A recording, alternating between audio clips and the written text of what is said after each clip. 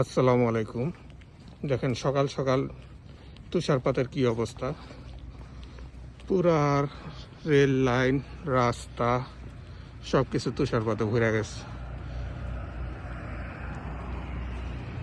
এখনো তুষারপাত পড়তেছে, বোঝা যায় না অবশ্য, কিন্তু তুষার পড়তেছে এখনো। দেখেন রাস্তার কি অবস্থা।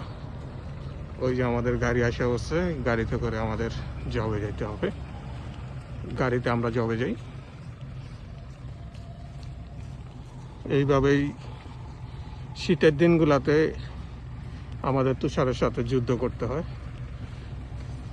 গাড়ির সামনের কাচ সম্পূর্ণ তুষারে পরিপূর্ণ।